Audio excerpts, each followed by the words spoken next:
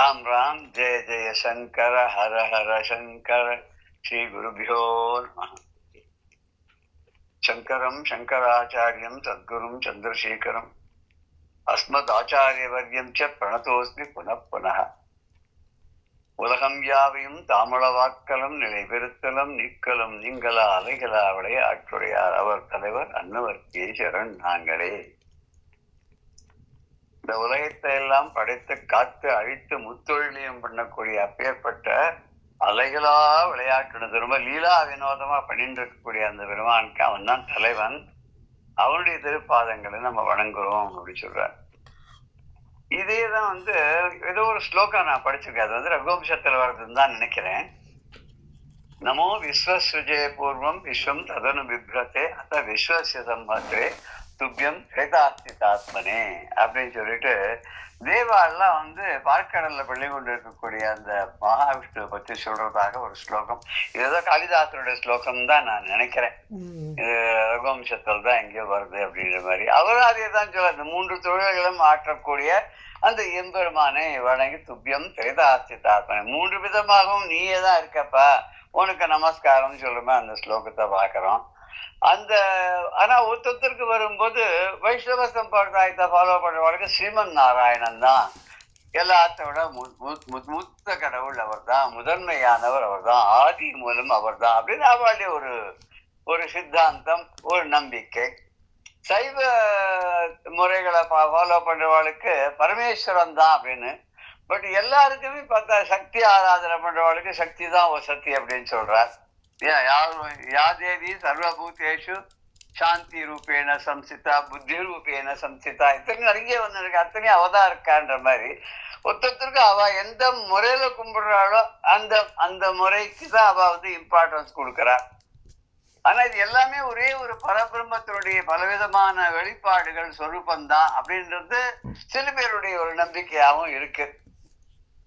இப்போ 3 வயசுல இருக்கக்கூடிய ஞானசம்பந்த பெருமானுக்கு பரமேஸ்வரன் அப்படி காட்சி கொடுத்தார். அம்பாவோட அவருடைய சீர்காழியில அவருடைய ரிஷப வாகனத்து மேல ஆகாசத்துல இருந்து அவர் தரிசனம் கொடுத்தார்னு. அவனை பத்தி முதல்ல பாடுற பாட்டே தோடுடைய செவியன் விடையேறியோர் தூவன் மதிசூடி அப்படின்னு தான் அவர் பாடுறார். இதே வள்ளலாரும் அதே மாதிரியே சொல்ற தோடுடையார் அப்படின்னு ஆரம்பிக்கிற ஒரு பாடல்ல அதே மாதிரி வெரி கிரேட் பீப்புள் திங்க் அலைக்னு சொல்ற போது தோடுடையார் புலி தோலுடையார் கடல் தூங்கும் ஒரு மாடுடையார் மழு மான் உடையார் பிரமன் தலையாம் ஓடுடையார் ஒற்றியூர் உடையார் புகழ் ஓங்கி வெண் காடுடையார் நெற்றிக்கண் உடையார் எம் கடவுளேங்கிறார். எம் கடவுளை என்னோட கடவுள் இருக்காரு. அவர் எப்பேற்பட்டவர் தெரியுமா? அவர் காதில் தோடு அணிஞ்சுன்னு இருக்காரு. எந்த காதுல தோடு அணிஞ்சுன்னு இருக்கார்? இடது காதுல. ஏன்னா இடது பக்கம் தானே அம்பாள் இருக்கார். அம்பாள் தோடு அணிஞ்சுன்னு இருக்கா. ஒரு செவியில் தோடு, ஒரு செவியில தான், 2 செவின்னு சொல்லல அவர், ஒரு செவியில தோடு அணிஞ்சுன்னு இருக்கா. இடுப்புல புலித்தோலை அரை கசைத்து அப்படின்னு ஒரு தேவாரம் பாடல் கூட இருக்கு. பொன்னார் வேதியனே புலித்தோலை அரை கசைத்து மின்னார் செஞ்சடை மேல் மிளர் கொன்றை அணிந்தவனே இருக்கட்டும். அவரும் அதையத்தான் சொல்றாரு இல்லையா. அப்புறம் இதுல ஒரு ரொம்ப கான்ட்ராடிக்டரியான ஒரு சொல்றாரு இவர் வள்ளலார். பாக்கடலில் துயில் மேவுகின்ற திருமால் அந்த கடல் தூங்கும் ஒரு மாடுடையார். கடல்ல பார்க்கடல தூங்கக்கூடிய பள்ளி கொண்டிருக்கூடிய அரித்துயிலும் அந்த மாயன் இருக்கானே அவனை ரிஷபமாக இவர் ஏற்றுன்னு இருக்காராம். அதுக்கு எதோ சொல்ற பிரதோஷ காலத்துல மகாவிஷ்ணுவே ரிஷபமா நிக்கிறார். ஏன்னா பிரதோஷ காலத்துல தானே அந்த ஆலகால விஷத்தை உண்டு சிவபெருமான் நர்த்தனம் ஆடுறதாகவும் அதை எடுத்துன்னு வந்த நந்தி அதனுடைய விஷத்தினுடைய வேகம் தாங்காத கீழே மயங்கி ஊந்துட்டதாகவும் இப்ப அவர் ஆடுறதுக்கு ரிஷபம் இல்லையேன்னு மகாவிஷ்ணுவே ரிஷபமாக நின்னார் அப்படின்ற ஒரு கதை இருக்கு. அவர் 2 கொம்புகள் நடுவில் அவர் நின்று ஆடினதாக ஒரு சரித்திரம் இருக்கு. அதனால இவர் ரொம்ப அழகா சொல்லிட்டார். ஏதோ நமக்கு எங்கேயோ ஒரு இடத்துல அவருக்கு ஆதாரம் கிடைச்சதுனால அவர் சொல்லிட்டார், கடல் தூங்கும் ஒரு மாடுடையார். ஒரு கடல்ல தூங்கக்கூடிய அந்த பெருமான் இருக்கானே அவனே ரிஷபமாக இருக்கான். மழு மானுடையார், ஒரு கையில மழு, அது ஒரு ஆயுதம். மானுடையார் கையில ஒரு மானையும் வச்சுட்டு இருக்காராம். அப்புறம் பிரம்மன் தலையாம் ஓடுடையார், பிரம்மாவுடைய தலையது கையில ஓடா கையில வச்சுட்டு இருக்கார். கையில வச்சுட்டு இருக்க ஓடு எது அப்படின்னா பிரம்மாவோட தலை. எப்படி வந்தது அது? பிரம்மா பொய் சொன்னார், ஒரு தலையை கிள்ளிட்டார். அதுதான் பிரம்மாவுக்கு தோஷம் வந்ததெல்லாம் சொல்லுவா. அது அன்னபூர்ணியினால அது கையை விட்டு விலகித்தெல்லாம் சொல்லுவா. ஆனா அந்த ஓட்டை தான் அவர் எப்பவுமே கையில வச்சிருந்து பிக்ஷைக்கு போறாராம். அது மாத்திரம் இல்லையா, இந்த ஒப்பற்ற திருமாலை வாகனமாக கொண்டவரும் மான் மழுவை கையில் ஏந்தியவரும் நான்முகனின் மண்டை ஓட்டை ஒரு மாலையாக சோடு கொண்டிருப்பவர். அந்த மண்டை ஓட்டையே மாலையா வச்சிருக்காங்க. அது எப்படி இருக்க முடியும்? கையில தான் வச்சிருப்பாரு. ஒரே ஒரு மண்டை ஓட்டை அதை மாலையா அப்படி போட்டுக்க முடியும் இல்லையா? திருவொற்றியூரில் எழுந்திருக்காராம். ஒற்றியூர் உடையார். ஒற்றியூர்னா திருவொற்றியூர். திருவொற்றியூர் தியாகேசன் அப்படின்னு சொல்லுவார். புகழ் ஓங்கிய வெண்காடுடையார். வெண்காடுங்கிறது திருவெண்காடு. திருவெண்காடுங்கிறது ஸ்வேதாரண்யம் அப்படிங்கிற ஊர். ஸ்வேதாரண்யம்ங்கிற ஊர் சீர்காழி தாண்டிதான் மாயவரம் போற வழியில இருக்கு. அது வெண்காடு புதன் கஷேத்திரம். திருவெண்காடு புதன் கஷேத்திரம். அந்த வெண்காடுடையார், அந்த வெண்காடுங்கிற அந்த ஊர்ல சிவனுக்கு 3 குளம் இருக்கும். அந்த கோயில் பெரிய பிரம்மாண்டமான பெரிய கோயில். ஒரு கிராமமே இருந்தா எவ்வளவு பெருசுக்குமோ அவ்வளவு பெரிய கோயில் அது. அதுல பெரிய குளம் ஒண்ணு, ஒரு மீடியமா ஒரு குளம், சின்னதா ஒரு குளம், 3 குளம். அங்க போய் 3 குளத்துலயும் ஸ்நானம் பண்ணிட்டு சுவாமி தரிசனம் பண்ணிட்டு வருவா எல்லாருமே. அப்படி திருவொற்றியூர்ல இருக்கக்கூடியவர், திருவெண்காட்டுல கோயில் கொண்டிருக்கக்கூடியவர். இத்தனைக்கும் மேல நெற்றிக்கண்ணை உடையவராக இருக்கார். நெற்றியில ஒரு கண், வானுதல். அம்பாளுக்கு அதான் வானுதற்கண்ணியை விண்ணவர் யாவரும் வந்திறஞ்சி பெண்ணுதற்கண்ணியை எம்பெருமாட்டி. தேவர்கள்லாம் காத்திருந்து வழங்கக்கூடிய எம்பெருமாட்டி இருக்காள, அவளுக்கு வாழ்நுதல் கண்ணி. வால் எப்படி வளைஞ்சிருக்குமோ அது மாதிரி நெற்றி வளைஞ்சிருக்கு. அந்த நுதல்னா நெற்றி, அதுல கண் இருக்கு. இவருக்கு சிவபெருமானுக்கும் நெற்றியில ஒரு கண் இருக்கு. அப்படி நெற்றி கண்ணை உடையவராகிய எம்பெருமான் இருக்காரு. அவர் தான் என்னோட கடவுள், நான் தினமும் வணங்கக்கூடிய கடவுள் யாரு? அவர் தான் இந்த சிவபெருமான் தாங்கிறார். இப்படிப்பட்ட சிவபெருமான் விளக்கக்கூடிய பல கஷேத்திரங்கள்ல ரொம்ப விசேஷமான கஷேத்திரமாக இந்த திருவிளையாடல் புராணத்துல சொல்லப்படுது மதுரை அம்பதி.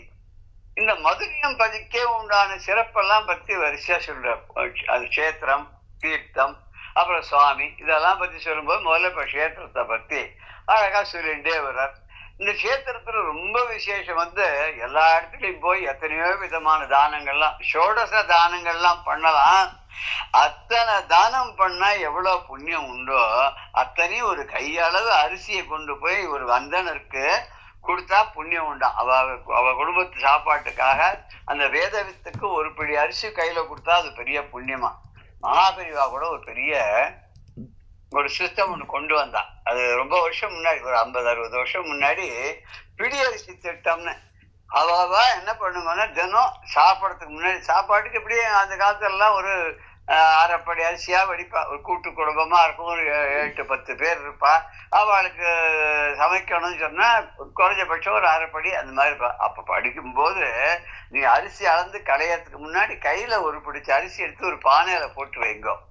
அது பாட்டு சேர்ந்துட்டே வரும். இதை கலெக்ட் பண்ணிட்டு போறதுக்குன்னு ஒரு குரூப் ஆஃப் பீப்புள் ஏற்பாடு பண்ணி அவ அதை தினம் கலெக்ட் பண்ணிட்டு போய் கோவில்கள்ல சேர்த்து, கோவில்ல சுவாமிக்கு நைவேத்தியம், அதை நைவேத்தியம் பண்ணது அன்னதானமா ஏழைகளுக்கு கொடுக்கறது பிடி அரிசி திட்டம் அப்படின்னு சொல்லி அந்த காலத்துல பெரியவாவின் ஏற்பாடு கூட பண்ணா. ஆனா இதுல இருந்து என்ன தெரியுதுன்னா, எத்தனையோ 16 விதமான தானங்களை செஞ்சாலும் இந்த நான்மாட கூடத்தோடு இருக்கக்கூடிய திருவாலவாய்ங்கிற ஸ்தலத்துல யாராவது ஒரு அந்தணருக்கு ஒரு பிடி அரிசி, கைப்பிடி அரிசி கொடுத்தாலோ, இல்ல தவம் செய்யக்கூடிய தவசிகளுக்கு, ஞானிகளுக்கு, அதாவது சன்னியாசிகளுக்கு, ஏன்னா ஒரு நாளைக்கு மேல ஒரு இடத்துல இருக்க மாட்டா இல்லையா, ஒரு ராத்திரி மேல தங்கக்கூடாதுன்றதுனால அவ போறா இல்லையா, அவ அப்படி வரும்போது பிக்ஷை எடுத்துதான் அவளுக்கு சாப்பிடணும். ஏன்னா அக்னி சம்ஸ்காரம் கிடையாது அவளுக்கு.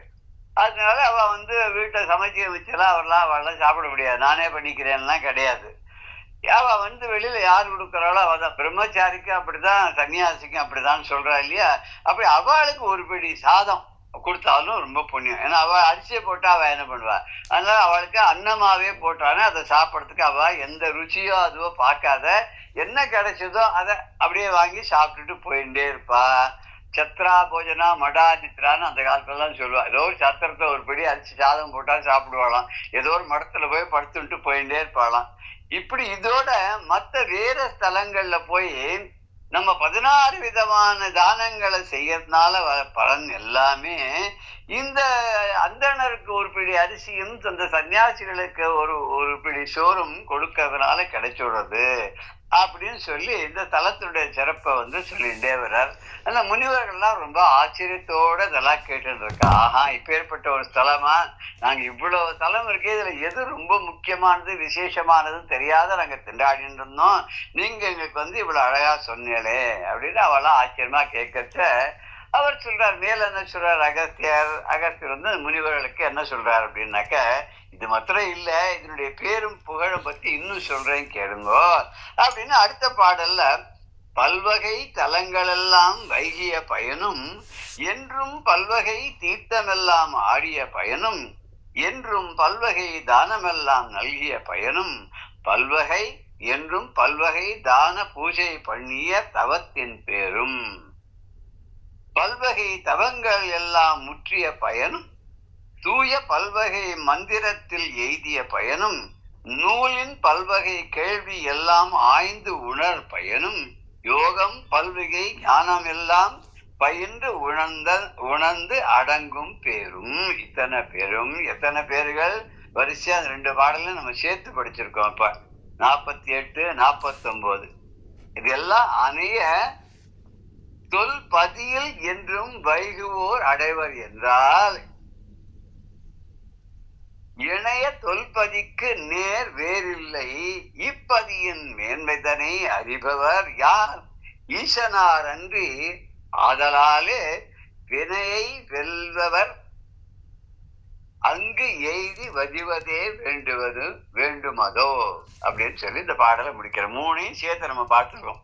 இதுல என்ன சொல்லனா, பல வகையான கேத்திரங்களுக்கெல்லாம் போய் அங்க போய் வாழறது. நான் காட்சியில வாழ்ந்தேன், ராமேஸ்வரத்துல வாழ்ந்தேன், கன்னியாகுமரியில இருந்தேன், மதுரை இல்ல மற்ற இடங்கள்ல ஒரு ஊரா சொல்லி இத்தனை கேத்திரத்துல வாழ்ந்தால் என்ன பயனும் அத்தனை பயன்களும் பல்வகை தீர்த்தமெல்லாம் ஆடிய பயணம். என்னன்னைக்கும் போய் எத்தனையோ பேர் காவேரியில இருந்து அத்தனை வடக்கேந்து தெற்க வரைக்கும் உள்ள அத்தனை புண்ணிய நதிகள்லாம் நீராடின பலனும், அதுக்கப்புறம் பல்வகை தானங்கள், பல்வகை தானமெல்லாம் நல்கிய பயணம். நல்குதல்னா கொடுத்தல்னு அர்த்தம். பலவிதமான தானங்கள்லாம் எத்தனையோ 16 விதமான தானங்கள்ல முன்னாடி உள்ள பாடல்ல அவர் சொன்னார் இல்லையா எண்ணிக்கைக்கு. அந்த 16 விதமான தானங்கள் இருக்க நம்ம சாதாரண நமக்கே தெரியும் என்னென்ன தானங்கள் அப்படின்னு சொன்னா, வித்யா தானம், கண் தானம், அன்னதானம், இது மாதிரி பல தானங்கள்லாம் இருக்கு. வறியவர்களுக்கு அது என்ன தேவையோ அதை பார்த்து கொடுக்கற தானம், மாடு தானம் பண்றது, கண்ணுக்குட்டியோடு சேர்ந்து மாடு தானம் பண்றது, வீடு கட்டி தானம் பண்றது, வாசஸ்தலத்தை கொடுக்கறது, இப்படி பலவிதமான தானங்கள், படிக்க வைக்கிறது, இப்படி இருக்கு இல்லையா. இது மாதிரி இத்தனை தானங்கள் செய்ததுனால கிடைக்கக்கூடிய பயனும் பல்வகை பூஜை செய்த தவத்தால் பயனும். பூஜை பண்றதுன்னா அஷ்டோத்திரம் சொல்லி புஷ்பத்தை தூக்கி போடுறது, இல்லைன்னா பாடல்கள் பாடி பகவானுக்கு ஆராதனை பண்றது, இல்ல ஒரு பெரிய பூஜை பண்ணி சகஸ்ரநாமங்கள்லாம் படிச்சு அப்புறம் வரவாளுக்கெல்லாம் சாப்பாடு போட்டு இப்படி பூஜை பண்றது, இல்ல கோயிலா போய் அர்ச்சனை பண்றது. அதுக்கும் மேல நம்ம ஊரா போய் அங்க போய் அந்தந்த கோயில் இருக்கிற கஷேத்திரங்களுக்கு வேண்டிட்டு அங்க போய் பூஜைகள் பண்ணி, அங்க போய் தானங்கள் பண்ணி, அங்க போய் அபிஷேகங்கள் அர்ச்சனைகள்லாம் பண்றது.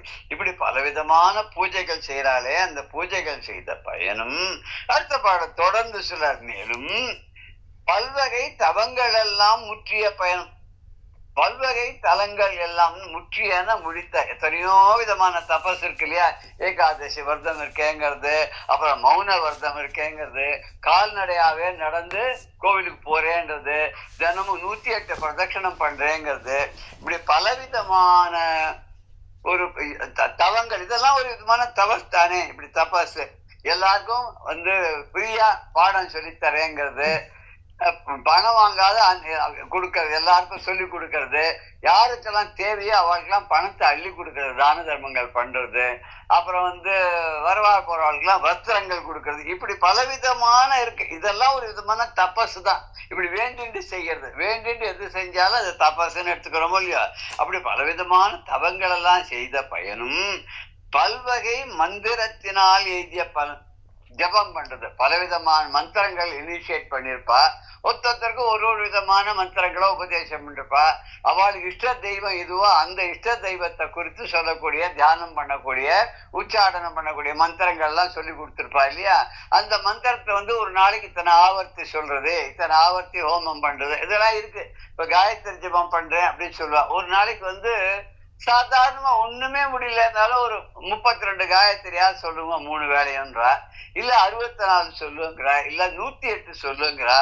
இன்னும் சில பேர் எப்படும் 1008 சொல்றேன்பா, காத்தால 1008, சாயங்காலம் 1008 சொல்றேன் அப்படின்பா. இப்படி சொல்றது இந்த மந்திரங்கள்லாம் சொன்னா அதுக்கு இன்னொன்னு என்ன சொல்றானாக்கா, இத்தனை மந்திரங்கள் சொன்னா அதுல 10% ஹோமம் பண்ணணும் அந்த மந்திரத்தை சொல்லி. அப்புறம் அதுல 10% அந்தணர்கள் கூப்பிட்டு அவளுக்கு தான தர்மங்கள் பண்ணணும். இப்படிலாம் நிறைய வச்சிருக்கா. இதெல்லாம் அந்த இப்படி எல்லாம் பண்ணி அந்த மந்திரங்களை உச்சாடனம் பண்ணி அந்த மந்திரங்களை ஜெபித்ததனால வரக்கூடிய பயனும் பல்வகை கேள்வி எல்லாம் ஆய்ந்து உணர்ந்த பயன். பலவிதமான நூல்கள், கிரந்தங்கள், இதிகாசங்கள், புராணங்கள், இது எல்லாத்தையும் படிச்சு இது ஆராய்ஞ்சு உணர்ந்து அதுல இருக்கக்கூடிய தத்துவங்கள், இன்னும் சொல்லப்படா வேதம், உபநிஷத்து, இதெல்லாத்தையும் படிச்சு கத்துண்டு இதோடைய அர்த்தங்களை புரிஞ்சுண்டு இதுல சொல்லக்கூடிய உண்மை தத்துவம் என்னங்கிறத ஆராய்ந்து அறிந்து அந்த பிரம்மத்தை உணர்வதற்கான முயற்சியெல்லாம் பண்றாலே அந்த பயனும் பல்வகை ஞானமெல்லாம் பயின்று உணர்ந்து அடங்கும் பயனும். இது என்னன்னா பலவிதமான யோகங்கள், ஞானங்கள்லாம் அடையத்துக்கு உண்டான காரியங்கள் எல்லாம் செய்து, தவங்களை எல்லாம் செய்து அந்த உண்மை பரம்பொருளாக இருக்கக்கூடிய அந்த பிரம்மத்தை அறிந்து அப்படியே தனக்குள்ளேயே அதை உணர்ந்து அடங்கி இருக்கிறது. தன்னை உணர்ந்து தனக்குள்ளே தான் அடங்கி இருக்கிறது, தனக்குள்ளேயே பார்க்கறது. சுவாத்மானந்த லகீபூத பிரம்மாத்தியானந்த சந்ததிங்கிறதா வாத்தியார் சொல்லுவார், சார் சொல்லுவார். அப்படி எல்லாத்தையும் தனக்குள்ளேயே உணர்ந்து அடக்கி அனுபவிக்கிறது. அப்படி அனுபவிச்சா பிரம்மத்தை காண முடியாது அப்படின்னு சொல்றா இல்லையா? நஜானந்தி இந்திரியாணி ஞானினோபி ததைவச்ச ஏதத் வித்ய பிரம்மேதி பரமானந்த வைபவம் அப்படின்னு ஒரு ஸ்லோகம். இது ஞானிகளாலையும் அதை அவரை பார்த்தது கிடையாது, பிரம்மத்தை இந்திரியங்களாலும் உணர முடியாது. அதுதான் என்னன்னா அது பரமானந்த வைபவமா இருக்கக்கூடிய நீ மனசுக்குள்ள நம்ம உணர்ந்தோன்னு சொன்னா, அனுபவிச்சோன்னு சொன்னா அதுதான் பிரம்மம் அப்படின்னு சொல்றாரு இல்லையா? அப்படி எல்லா பயனும் என்ன ஈஸியா சுலபமா என்ன கிடைக்கும்னா ஒண்ணுமே வேண்டாம். ஸ்ரீராம ராம ராமேதி ரமே ராமே மனோரமே சகஸ்திரநாம தத்துல்யம் ராமநாம வரானனே அப்படின்னு பார்வதிக்கு பரமேஸ்வரன் சொன்னதாக நம்ம விஷ்ணு சகஸ்திரநாமத்துல பாக்குறோம் இல்லையா? ராம ராம ராமன்னு சொன்னா 1000 நாமாக்கள் சொன்னதுடைய பலன் கிடைக்கும் அப்படின்னு அவர் சொல்றார். ஒரு இந்த ராமநாமத்தை 3 தடவை சொன்னாலே போறோம் 1000 நாமாக்கள் சொன்ன பயன் அப்படின்னு சொல்லி இதுல ஒரு கணக்கு வச்சிருக்காரு. சொல்லா முன்ன கூட ஒரு தடவை சொல்லியிருக்கோம்னு நினைக்கிறேன். ரா மா, ரான்னா 2, மான்னா 5. இந்த ராமா ஏபின்னா ஏ இன்ட்டு பின்னு அர்த்தம். இப்ப ராமானா ரா இன்ட்டு மா, that is 2 into 5 into 2 into 5 into 2 into 5. 3 தடவை ராமா ராமான்னு சொன்னா 10 into 10 into 10 கிடைக்கும். இதை இது பண்ணா பெருக்கினா 10 10 100 100 10 1000 வந்துட்டு ராமா ராமா ராமான்னு சொன்னா 1000ங்கிற எண்ணம் வந்துடுச்சு இல்லையா? அப்படின்னு எல்லாரும் சொல்லுவா. சில பேர் இந்த பெரிய பௌராணிகள் எல்லாம் இது தவறாக சொல்ற ஒரு வழக்கம் உண்டு. இப்படி இந்த நாமங்களை சொல்லக்கூடிய பயன் இருக்க அது எவ்வளவு புண்ணியமோ, ஒரு நாமம் சொன்னாலே எவ்வளவு புண்ணியங்கிற மாதிரி இந்த திருஆலவாயங்கக்கூடிய இந்த மதுரை எம்பதியில மதுரை கஷேத்திரத்துல இங்க யார் வசிக்கிறாளோ அவளுக்கு இத்தனை பயனும் கிடைச்சோடுது அப்படின்னாரு. அடே அப்பா, இத்தனை இவ்வளவு சுலபமா மதுரையில கிடைக்குமா அப்படின்னு எல்லாரும் டிக்கெட் வாங்கினா மதுரைக்கு போயிட வேண்டியதுதான். எல்லாரும் மதுரைக்கு போயிட்டு அங்க எப்படி இடம் கிடைக்கும்? அங்க இருக்கிற வாழ்க்கை இடம் பத்தல. இப்ப அதுவும் இப்ப இருக்கிற மதுரை அப்படி வளர்ந்துட்டே போயிட்டே இருக்கு. இங்க அக்கம் பக்கத்துல இருக்கக்கூடிய கிராமங்கள் எல்லாம் கூட சேர்த்து சிட்டிக்குள்ள கொண்டு பெருசா பெரிய கார்பரேஷனாவே ஆயிடுச்சு மதுரை. இப்போ அப்பேற்பட்ட மதுரை பதியுடைய பெருமையை சொல்லிட்டே வரும்போது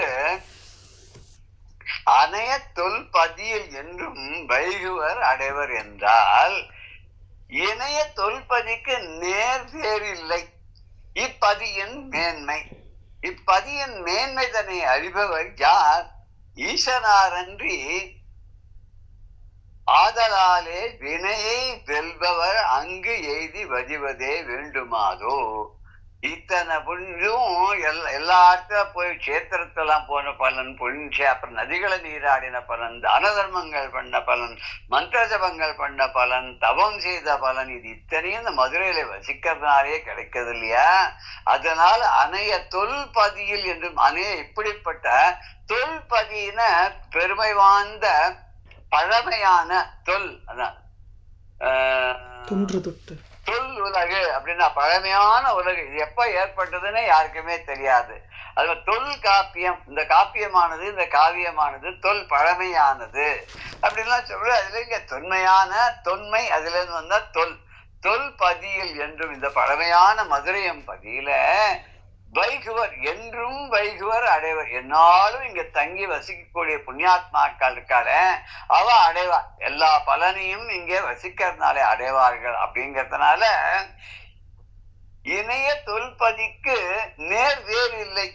இப்படிப்பட்ட இந்த பெருமை வாய்ந்த பழம்பதியான இந்த மதுரை நகருக்கு இணையாக சொல்றதுக்கு, இதுக்கு சமமாக சொல்றதுக்கு வேற எந்த ஊரும் இல்லை. அப்படிங்கிறதுனால இந்த தலத்தினுடைய மேம்பாட்டை யாருக்கு தெரியும்? இது இவ்வளவு வசதியான ஸ்தலம் அப்படிங்கிறது யாரால் ஏற்பட்டது, அது யார் தான் அறிய முடியும்னா அந்த மதுரையம்பதியை ஆட்சி செய்த இந்த சொக்கநாத பெருமாளுக்கு மாத்திரம்தான் தெரியும், வேற யாருக்கும் தெரியாது. இவரை விட ரொம்ப நன்றாக அறிந்தவர், இந்த ஊரின் பெருமையை மிகவும் நன்றாக உணர்ந்தவர் அறிந்தவர் பரமேஸ்வரனை தவிர அவர் யார் இருக்க முடியும்? அவரை தவிர அவர் யாரும் இல்லை.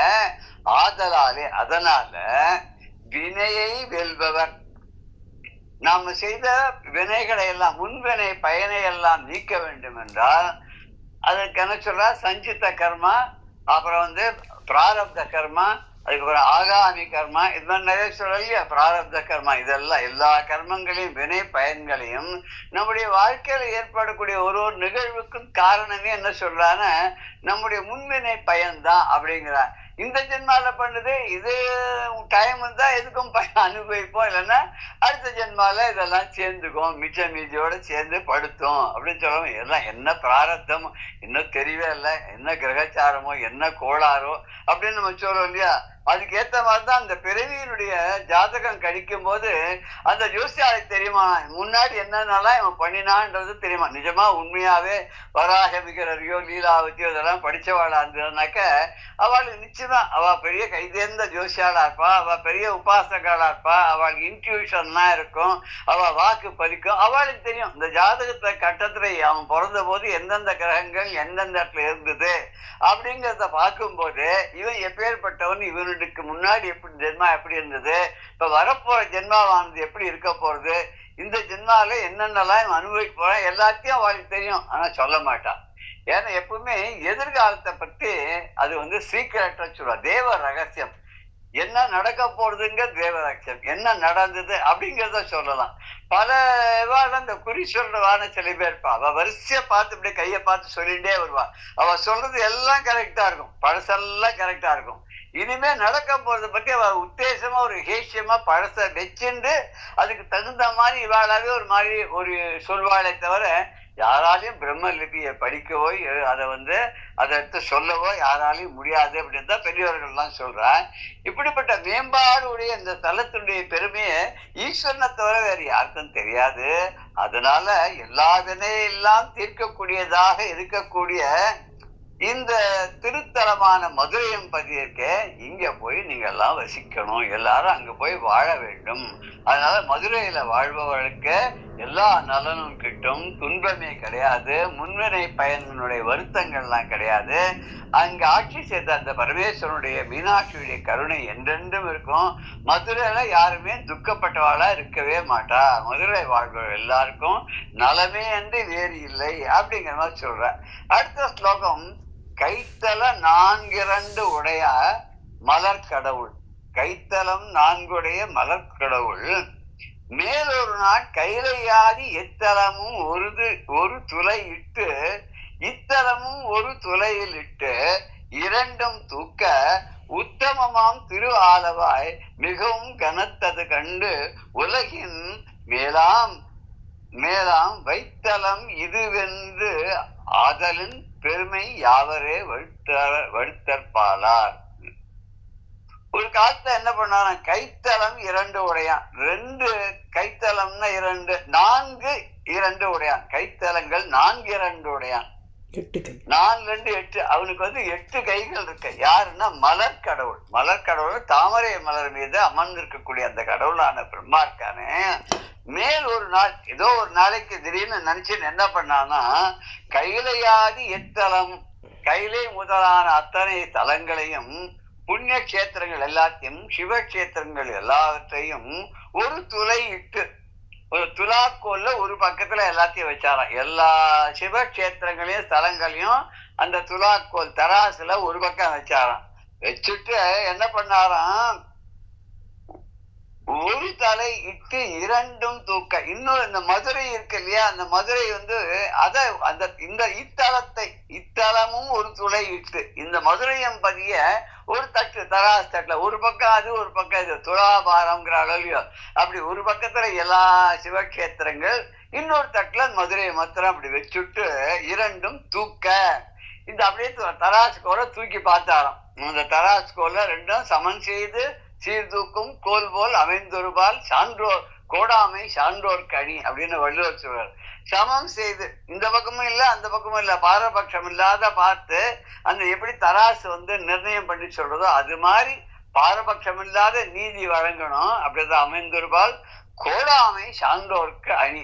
ஒரு பக்கம் சார்ந்திராமை அது சான்றோருக்கு அணி அப்படிங்கிற. சான்றோர்னா அறிவாளிகளுக்கு, பெரியவர்களுக்கு, கற்றவர்களுக்கு என்ன ஒரு அழகு, எது ஆபரணம், எது அணி அப்படின்னு கேட்டா ஒரு பக்கம் சார்ந்து இல்லாம இருக்கிறதா அது. அதாவது வேதாளம் சேருமே வெள்ளருக்கு பூக்குமே பாதாள மூலி படருமே சேடன் குடிபுகுமே அப்படின்னு சொல்லி வரிசையா சொல்லிட்டு வர அவையார் ஒரு 8 விதமான கட்டங்கள் எல்லாம் சொல்லி இதெல்லாம் யாருக்கு போய் சேரும்னா மன்றோரம் சொன்னார் மனை அப்படிம்போம்.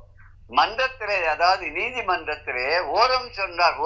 ஒருதலை பட்சமாக அந்த நீதியை வழங்கியவர்கள் இருக்கா இல்லையா, தீர்ப்பு சொன்னவார்கள் இல்லையா, அவ வீட்டுல வேதாளம் சேருமா, பிசாசு குடிபுகுமா, வெள்ளருக்கு பூக்குமா, எருக்கஞ்செடி பூக்குமா, பாதாள மூலி அப்படின்னு சொல்லி ஒரு செடி அது படருமா, சேடன் குடிபுகுமே. சேடன்னா பாம்பு குர்த்தனம் வருமா, பாம்பு புத்து வச்சு இது பண்ணுமா. அதாவது எதெல்லாம் பயத்தை உண்டு பண்ணுமோ அத்தனையும் சேரணும். அந்த மன்றத்துல அந்த துலாக்கோல்ல எப்படி 2 பக்கமும் ஒரு பக்கம் சாராமல் சமமாக அந்த துலாக்கோல்ல அது நிறுத்த சொல்லுமோ அது போல இந்த பிரம்மதேவன் எல்லா கஷேத்திரங்களையும் ஒரு தட்டிலையும் இந்த மதுரையம்பதியை மாத்திரம் ஒரு தட்டிலையும் வச்சு அப்படி தூக்கி பார்க்கும்போது 2ஐயும் தூக்கி பார்க்கறான். அப்ப என்ன ஆச்சு அப்படின்னா, உத்தமமாம் திரு ஆலவாய் மிகவும் கனத்தது கண்டு, ரொம்ப உயர்ந்ததான பெருமை வாய்ந்த மதிப்பிற்குரிய புண்ணிய கஷேத்திரமான இந்த திருவாலவாய் என்று சொல்லக்கூடிய மதுரை எம்பதியானது இருக்கக்கூடிய தட்டு கனத்து தான். கனத்துன்னு அதுக்கு இறங்கிடுத்து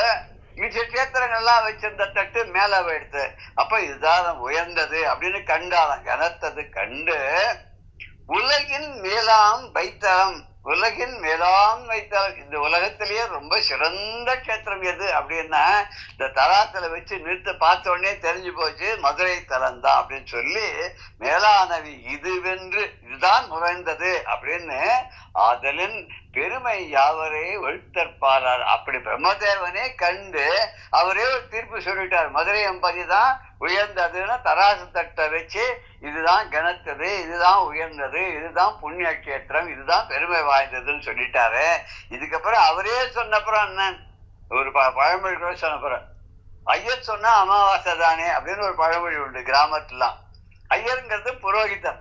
அவர் புரோகிதர் இன்னைக்கு அமாவாசை அப்படின்னு சொல்லிட்டாருனாக்கா இன்னைக்கு அமாவாசை தான். ஐயர் சொன்னா அமாவாசை அப்படின்ற ஒரு நம்பிக்கை அந்த காலத்துல இருந்தது. அவர் கிராமத்துல ஒரு இந்த பஞ்சாங்கம் படிக்கிறவாங்க இருப்பாளாம். அவ தினம் சொல்லிட்டே போவாளாம், இன்னைக்கு என்ன இது வருஷம், மாசம், தேதி, அயனம், திதி, அப்புறம் நட்சத்திரம், யோகம், கரணம், எல்லாத்தையும் வச்சுடுவா. பஞ்சாங்க படனம் அப்படின்னு சொல்லிட்டு தினமே இப்ப வருஷத்துக்கு ஒரு தடவை வருஷ பருப்பதிக்கு பஞ்சாங்க படனம்னு பண்றா. அது ஒரு ரிச்சுவல் மாதிரி. அதுல தினமே கிராமத்துல வந்து பஞ்சாங்கம் படிக்கிறதுன்னு ஒரு வழக்கம் இருந்திருக்கு. பஞ்சாங்கத்துல இப்படி எல்லாம் சொல்லுவாங்களாம். அது மாதிரி அவரே சொல்லிட்டாருன்னா அதுக்கு மேல அப்பீல் கிடையாது. இன்னைக்கு அமாவாசைன்னு அவர் சொல்லிட்டார், இன்னைக்கு அமாவாசை தான். கிருஷ்ணனே அப்படி பண்ணா இல்லையா? மகாபாரத யுத்தத்துல என்ன பண்ணா, நரம் களபலி கொடுக்கறதுக்காக துரியோதன் வந்து கேட்டுன்னு போயிட்டு அமாவாசை அன்னைக்கு பண்ணா ஜெயம் அப்படின்னு சொல்லி அவன் சகாதேவன் சொல்லிட்டான் இல்லையா? அப்ப அமாவாசை அன்னைக்கு களபலி கொடுத்தானா அவன் தானே ஜெயிப்பான். அப்புறம் கிருஷ்ணருக்கு என்ன வேலை? பாண்டவாளுக்கு எதுக்கு யுத்தம் பண்ணணும்? அதனால கிருஷ்ணர் என்ன பண்ணார், ஒரு யுக்தி பண்ணி முதல் நாள் சதுர்தசி அன்னைக்கே அவர் வந்து எல்லாரையும் கூப்பிட்டு கரையில இதுல நதி கரையில இது பண்ணி எல்லாரும் இன்னைக்கு தர்ப்பணம் பண்ணுங்கடா, இன்னைக்குதான் அமாவாசைன்னு உட்காந்து பண்ண வச்சுட்டார். அப்ப சூரியன் சந்திரன் வந்து கேட்கறான், என்னப்பா நாளைக்கு தானேப்பா நாங்க ஒரே நேர்கோட்டுல வந்து சந்திக்கிறோம், அது 2 பேருக்கு நடுவுல பூமி இருக்கும், எல்லாம் 3 நாங்க ஒரே நேர்கோட்டில் இருப்போமே, அப்படி இருக்கும்போது அவனுடைய நிழல் என் மேல விழாது, என் நிழல் அவன் மேல விழாது, அப்படி இருக்கும்போது நீ என்னத்துக்கு இன்னைக்கே எல்லாரையும் தர்ப்பணம் பண்ண சொல்ற அப்படின்னு கேட்டபோது கிருஷ்ணர் சொல்ற, உலகம்ங்கிறத நான் தான், விஸ்வம் விஷ்ணு வஷக்கார அப்படியே வர்றதுனால நான் தான் இந்த உலகம், இந்த யூனிவர்ஸ். இந்த பக்கம் சந்திரன் இந்த பக்கம் சூரியன் 2 பேரும் நம்ம 3 பேரும் ஒரே நேர்கோட்டில தானே நிக்கிறோம், இன்னைக்குதான் அமாவாசை அப்படின்னு சொல்லிட்டார். அப்ப கிருஷ்ணன் சொன்னா அன்னைக்குதான் அமாவாசை, எல்லாரும் தர்ப்பணம் பண்ண ஆரம்பிச்சாலும். அதுல இருந்து வந்ததுதான் போதாயன அமாவாசைன்னு கூட சொல்ற வழக்கம் உண்டு. எல்லாருக்கும் நாளைக்கு அமாவாசைன்னா இவ போதாயன சம்பிரதாயத்தை ஃபாலோ பண்றவாளுக்கு முதல் நாளே அமாவாசை வந்துடும். அது என்ன சாயங்காலம் தான் இருக்கும் அமாவாசை வரும். அவ வந்து அன்னைக்கே வந்து அமாவாசை தர்ப்பணம் எல்லாம் பண்ணிடுவா. அது மாதிரி இங்க பிரம்மாவே சொல்லிட்டாருன்னா இதுக்கு மேல அப்பீல் கிடையாது. கிருஷ்ணன் சொன்னதுக்கு அப்பீல் கிடையாதுன்ற மாதிரி பிரம்மா சொன்னதுக்கும் அப்பீல் கிடையாது. எல்லா சேத்தங்களை காட்டிலும் ரொம்ப சிறந்தது எதுன்னா, ஒரு காலத்துல இந்த 8 கரங்களை உடைய அந்த பிரம்மதேவனார் தராசு தட்டுல வச்சு கையில முதலான எல்லா கேத்திரத்தையும் ஒரு தட்டிலையும் மதுரையும் பதிய ஒரு தட்டிலையும் வச்சு நிறுத்து பார்த்த போது இந்த திரு ஆலவாய் தான் கனத்தது. அதனால இந்த எல்லா தலங்களை காட்டிலும் உலகங்களை காட்டிலும் இந்த உலகத்திலுமே இந்த தலம் தான் ரொம்ப உயர்ந்த தலம் அப்படின்னு அவர் உறுதி செய்து சொன்னாராம். அதனால இந்த சிறப்பை யாரால துதித்து பாராட்ட முடியும்? பிரம்மாவே சொன்னப்பா அப்புறம் அவரே சொல்லிட்டா அப்புறம் என்ன சார் அப்படிங்கிற மூலியம் சார், அவரே சந்தேகத்துல அவரே தெளிவுபடுத்திட்டா, அவரே சொன்னப்புறம் அவரை விட பெரிய அறிவாளி யார் இருக்கா அப்படின்னு நம்ம சொல்ற மாதிரி அது மாதிரி இல்ல. கைத்தலம்னா கைகள் அர்த்தம். இந்த கைத்தலம்ன்றது வந்து ஒரு திருப்புகழ் ஆரம்பிக்கிறது எதுன்னு தெரியுமா? திருப்புகழ் படிச்சது கேட்டிருந்தானே, கேட்டிருந்தா கூட சொல்லிடலாம். ரொம்ப ஈஸி. விநாயகர் மேல ஒரு க்ளூ கொடுக்கிறேன். கைத்தலம் நிறை கனி அப்பமோட அவள் பொறி கப்பிய கரிமுக நடி பேணி கற்றிடும் அடியவர் புத்தியில் உரிப்பவர் கற்பகமேன வினை கடி தேகும் மத்தமும் மதியமும் வைத்திடும் அரண் மகன் மற்பொருள் தேரல் போய மதயானை மத்தள வயிரனை உத்தமி புதல்வனை மட்டவிழ் மல கொடு பணிவேனே வருது இல்லையா? இதுதான் முதல் திருப்புகழ். அது வந்து முதல் திருப்புகழ்னா விநாயக ஸ்துதியோட ஆரம்பிக்கக்கூடிய திருப்புகழ் இது. ஆனா அவருடைய முதல் திருப்புகழ் வந்து முத்தைத்தருன்னு ஆரம்பிக்கக்கூடியதான் முதல் திருப்புகழ்னு சொல்லுவான். அதுதான் பாடினார் அருணகிரிநாதர்னு. இப்படி கைத்தலம்னா கைகள்னு அர்த்தம். மலர் கடவுள்ல மலர் மிசை எய்யினான் மாண்டடி சேர்ந்தார் நிலமிசை நீடு வாழ்வார் திருக்குறள் சொல்றது இல்லையா? மலர் மிசைன்னா தாமரை மலரை தனக்கு இருப்பிடமாக கொண்ட கடவுள், அது பிரம்மன். துளை அப்படின்னா துலாக்கோல், துலாக்கோல்னா தராசு அப்படின்னு அர்த்தம். தூக்க அப்படின்னா நிறுத்து பார்க்க. இந்த தூக்கன்னு ஒரு பாட்டு ஒண்ணு ஞாபகம் நமக்கு. என்ன பாட்டு தெரியுமா? அது காலை தூக்கி நின்றாடும் தெய்வமே என்னை கை தூக்கி ஆள் தெய்வமேன்னு ஒரு பாட்டு உண்டு. யாரோட பாட்டு அது? முத்து தாண்டவர். முத்து தாண்டவர் ரொம்ப நல்லா இருக்கு. அது நந்தி மத்தளம் தூக்க நாரதர் வீணை தூக்க அப்படின்னு அது எல்லாம் தூக்க தூக்க தூக்கன்னு வந்திருக்கும். ரொம்ப நல்லா இருக்கும் அந்த பாட்டு கேட்கறதுக்கு. ஐ திங்க் எதுக்குள்ள காம்போதின்னு நினைக்கிறேன் இல்ல? காலை தூக்கி நின்றாடும் தெய்வமே ஒரு அப்படின்னு வரும். அதுல வந்து வேலை தூக்கின்னு அனுபவிகள் ஆரம்பிச்சு இப்படி ரொம்ப அழகா இருக்கும் அந்த பாட்டு. அந்த கிடைச்சா அதுக்கு கேட்டா ரொம்ப இனிமையா இருக்கும். ரொம்ப அருமையான பாடல் அது. அதுக்கு தூக்கன்னா அது நிறுத்து பார்க்கன்னு அர்த்தம். அங்க தூக்கன்னா எடுத்து வைத்துக் கொண்டிருக்கூடிய தாங்கக்கூடியன்னு அர்த்தம். இங்க தூக்கன்னா நிறுத்து பார்க்கிற. இதுவும் அதையும் வச்சு எது சமமா இருக்கு எது உயர்ந்ததுன்னு பாக்குறது. வழுத்தல் அப்படின்னா வழங்குதல் அர்த்தம். வழுவாமல் அப்படின்னாக்க தவறாமல் அர்த்தம். தவறாமல் துதிக்கிறது. அன்றாடம் இந்த காத்தால எழுந்தோடனே இப்படி காத்தால இந்த மாதிரி பூஜை பண்றது, ஜபம் பண்றது, மத்தியானம் பாராயணம் பண்றது, சாயங்காலம் கோயில் போறது, இப்படி சுவாமி பரமாகவே பண்ணக்கூடியதை வழுவாமல் செய்யக்கூடியது வந்து துதித்தல். அதுக்கு பேர் வழுத்தல் அப்படின்னு சொல்ற. அடுத்த பாடல்ல அத்திருமாநகரின் பேர். இப்ப அது என்ன, அந்த அந்த ஊருக்கு என்னென்ன பேர்லாம் இருக்குன்னு சொல்ற. ஆலவாய் என்ற பேர் நம்ம எல்லாருக்கும் தெரியாது. மதுரைன்னு சொன்னாலும் புரியுது. இவ்வளவுதான். அதுக்கு நிறைய பேர். நம்மளே சாதாரணமா 8 பேர் வச்சுக்கிறோம் இல்லையா. நம்மள வந்து பிறந்தது 11ஆம் நாள் வந்து பேர் வைக்கும் போதே புண்ணியாவாதன் தனிக்கு 3 பேர் சொல்றா. அதை நெல்லுல வேற எழுதுறா. அத்தனை 3 பேரை வச்சுட்டு ஒருத்தர் அவவாளுக்கு இஷ்ட மாதிரி ஜிக்கு ஜில்லு அப்படி எல்லாம் நம்ம பேர்லாம் வச்சு கூப்பிடுறோம் இல்லையா.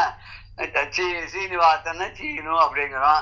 சங்கர் நாராயண சனின்னு கூப்பிடுறோம். அப்படி இதெல்லாம் நான் சொல்றது இல்லையா. சன்னி அப்படின்னு எனக்கு தெரிஞ்ச ஒருத்தர் அவ பையனை பேர் சனின்னு கூப்பிடுவார். என்ன சார் குழந்தை போய் சனின்னு கூப்பிடு? இல்ல சார் சன்னி சார்னா. அது என்ன சன்னி அப்படின்னா அவன் ஞாயிற்றுக்கிழமை பிறந்தான். அதனால சன்னுடைய டேயால பிறந்ததுனால அவன் வந்து கொஞ்சம் எப்பவுமே கொஞ்சம் சூடாவே தான் இருப்பான். அதனால சன்னி டேஸ்ன்னு சொல்றோம் இல்லையா, சூடான நாட்கள். அதனால அவனை நாங்க அப்படி சன்னின்னு கூப்பிடுறோம். அது நீங்க சன்னின்னு கூப்பிடுற மாதிரி தெரியல, காதுல சனின்னு வருது அப்படின்னு நான் கூட கேட்டேன். இங்க இந்த திருநகருக்கு நிறைய பேர்லாம் இருக்கு. என்னென்ன பேர்னு வரிசையா அதை சொல்ல.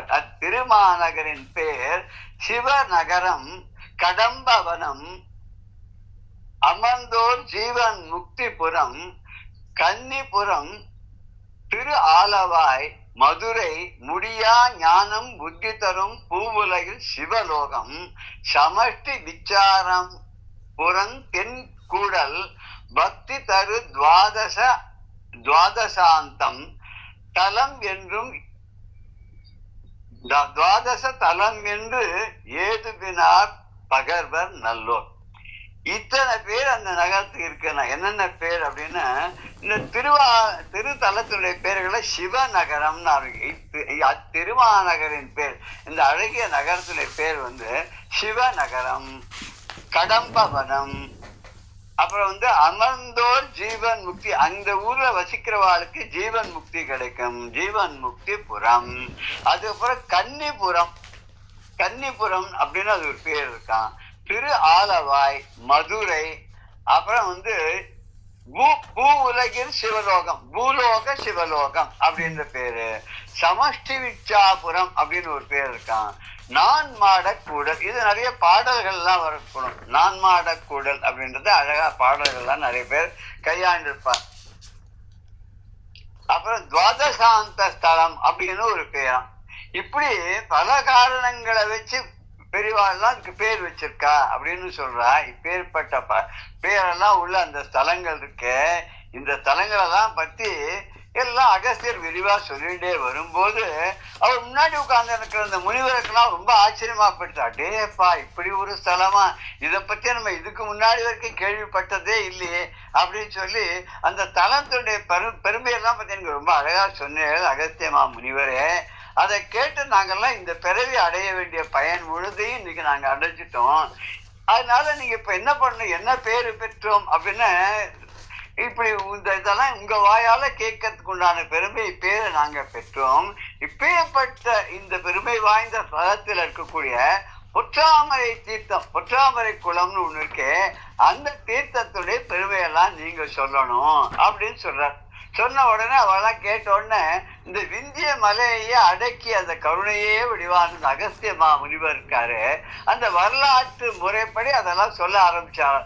சிவபுராணத்தை எப்படி இருக்கோ, அதாவது ஆராத்திய மகிமை எப்படி எழுதப்பட்டிருக்கோ, பல புராணங்கள்லாம் எப்படி இதை சொல்றதோ அதை ஒட்டி அதையே சார்ந்து அதுல இருந்து வழுவாமல் நழுவாமல் அதை சொல்ல ஆரம்பிக்கிறார். குரு முனிவர்னு அகஸ்தியர், அறவோர்ன தவம் செய்பவர்கள், இரும்போது எய்தல் அப்படின்னு ஒரு வார்த்தை வரும். இரும்போதுன்னா ஒரு வியப்பு, ஆச்சரியம், புலகாங்கிதம் அடைதல் அர்த்தம். உடல் எடுத்தது இந்த பிறவி எடுத்ததுடைய நயப்பாடு. இந்த பிறவி எடுத்துடைய நயப்பாடுனா பலன்கள். அப்புறம் சுவன புண்டரீகம். சுவனன்னா ஸ்வர்ண, அது ஸ்வர்ணங்கிறத சுவன அப்படின்னு சொல்லுங்க.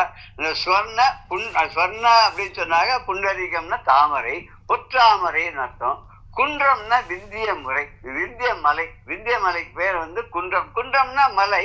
இங்க இவர் அடக்கிய மலை விந்திய மலை. வரன்முறைன்னா வரலாற்று முறை. வரலாற்றுல எப்படி இருக்கோ அதுல இருந்து வழுவாமல் அப்படியே சொல்ல. பாதி காவியமான ராமாயணம், வால்மீகி ராமாயணத்தை ஒட்டியே மற்ற ராமாயணங்கள்லாம் மேஜரா இருக்கிற பகுதியெல்லாம் அப்படியே சொல்ற மாதிரி இருக்க. இந்த பாடல் இப்ப பார்க்கலாம்.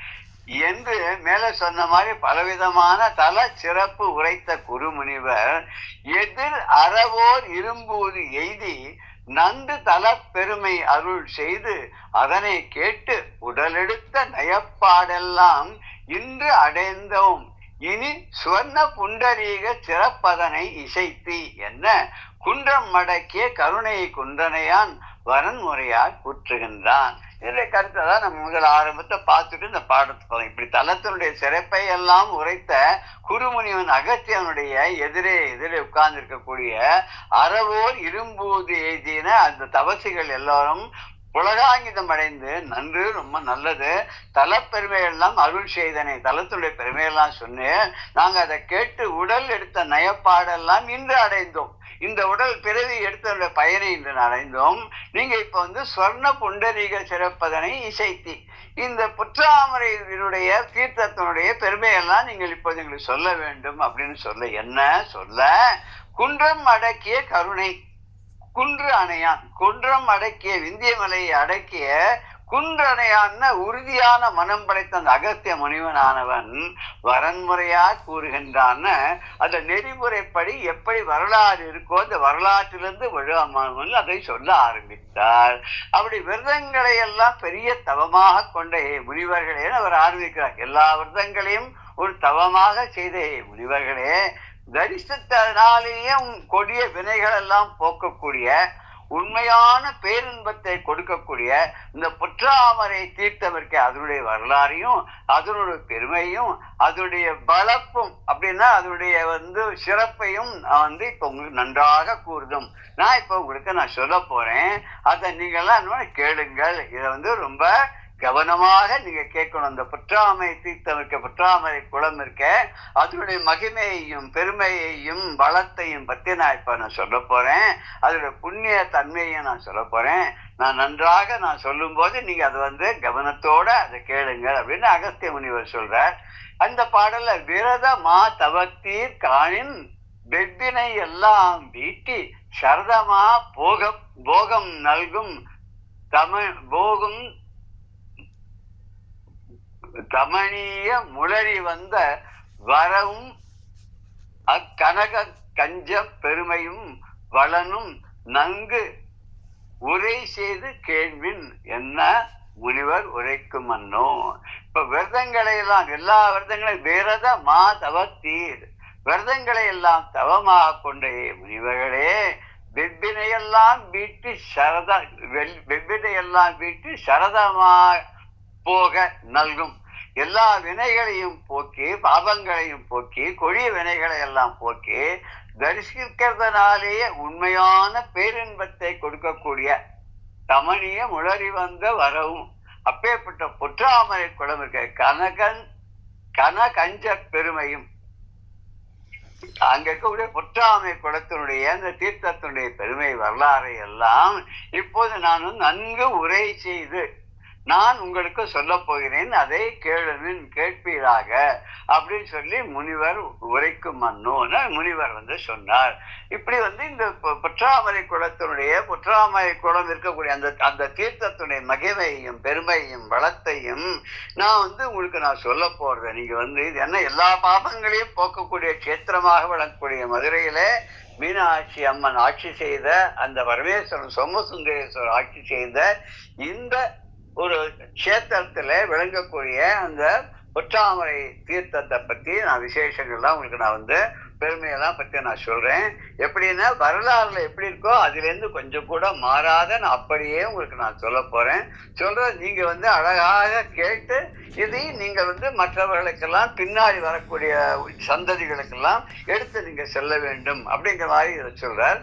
இந்த பாடல்ல காணின் அப்படின்னு சொன்னாக்க தவத்தீர் காணின் போய் பார்த்தேன்னா தரிசிச்சாக்க வீட்டி அப்படின்னு என்ன சொன்ன வினையெல்லாம் வீட்டின வினைகளை எல்லாம் போக்கி விரட்டி அதுதான் வீட்டி. அது சரதம் அப்படின்னா இங்க சரதம்ன்றதுக்கு உண்மை அப்படின்னா சரதமா போகம் நல்கும் உண்மையான போகம்னு இன்பத்தை தரக்கூடிய அப்படின்னு அர்த்தம். தமனிய முளரி அப்படி நல்கும் தமனிய முளரி அப்படின்னா பொற்றாமரைன்னு அர்த்தம். தமனிய முளரின்னா தாமரை, தமனிய முளரின்னா பொற்றாமரை. வரவுன்னு இடத்துல வருகைன்னு அர்த்தம் இல்ல, வரலாறுன்னு அர்த்தம். வரவு என்ன வரலாறுடைய சுருக்கம் வரவு. கனக கஞ்சம் அப்படின்னு ஒரு வார்த்தை இருக்கு இல்லையா, கனக கஞ்ச பெருமைன்னு 3வது அடியில வருது. அதுதான் கனகன்னா தாமரை, பொன் தாமரை. கனக கஞ்சம்னா பொன் தாமரை. அதனுடைய நன்கு அப்படின்னா நன்றாக நன்கா உரை செய்யணும்னா நல்லபடியாக நன்றாக உரை செய்து இதுக்கு விசேஷத்தை நான் சொல்றேன் அப்படிங்கிறார். இதோட இந்த ஸ்தலத்துடைய விசேஷமானது முடிவு பெறுறது. இதுக்கு அடுத்தது தீர்த்தத்துடைய விசேஷத்தை பற்றி சொல்ல போறா. இது 36 பாடல்களை கொண்டது. நம்ம அடுத்த செஷன்ல இதை ஆரம்பிக்கலாம். ஜெய ஜெய சங்கர ஹர ஹர சங்கர ஸ்ரீ குருப்யோ நமஹ. ராம் ராம்.